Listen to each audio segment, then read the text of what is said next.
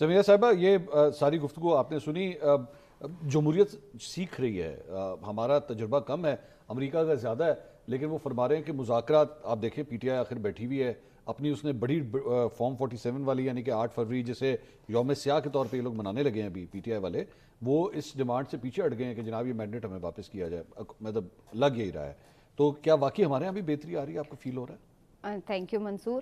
پہلے تو مجھے یہ لگا کہ شاید سیکھنے کی ضرورت صرف ایک ہی جماعت کو ہے. جو دونوں نے گفتگو کی اس سے مجھے اندازہ یہ ہوا کہ شاید سیکھنا صرف ایک ہی جماعت نے، اور باقی سب کچھ پاکستان میں بالکل ٹھیک ہے، اور ہر کوئی ادارہ بھی اور ہر باقی سیاسی جماعت وہ سب بالکل بہترین کام کر رہی ہے. ہم ایون اگر جمہوریت میں اور پرفارمنس کی بھی بات کر رہے ہیں تو ہمیں صرف وہی 4-4.5 سال جج کرنے ہیں کہ جہاں پر عمران خان وزیر اعظم تھا، کیا اس سے پہلے، کیا اس کے بعد جمہوریت ہماری بڑی آئیڈیل رہی ہے؟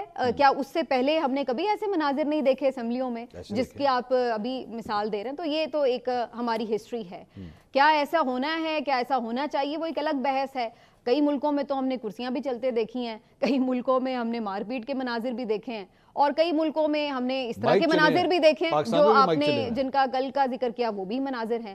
تو ان باتوں سے قطع نظر جو یہ بات ہو رہی ہے کہ کیا کے پی کی گورنمنٹ بہتر ہے یا پنجاب کی گورنمنٹ بہتر ہے یا سندھ کی، تو جہاں ہم کے پی کے مسلسل جو 3 ٹینیورز ہیں ان کی بات کر رہے ہیں تو سندھ کی بات کیوں نہ کریں، جہاں پہ جب سے میں نے ہوش سنبھالی ہے، آنکھ کھولی ہے، میں نے دیکھا وہاں پہ پیپلز پارٹی کی حکومت ہے.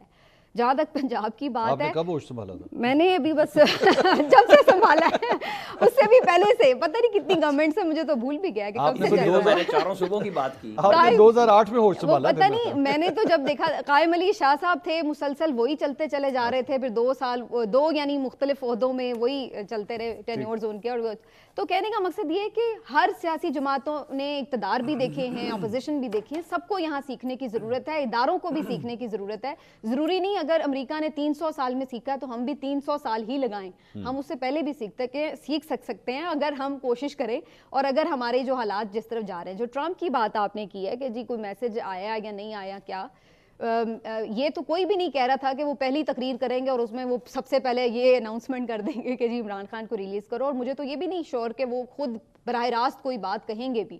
ممکن ہے کہ ان کی ٹیم میں سے کوئی ضرور کنوے کرے، جیسچرز ہو، اور وہ پہلے سے بھی ہوئے ہیں اور مزید بھی آگے ہو سکتے ہیں. تو یہ اسی طرح ہوتا ہے، اور یہ کوئی ایکسپیکٹ بھی نہیں کرتا کہ کوئی اس طرح آرڈر لگائے کہ چلو بھائی کھولو جیل کا تالا اور نکالو باہر اس کو.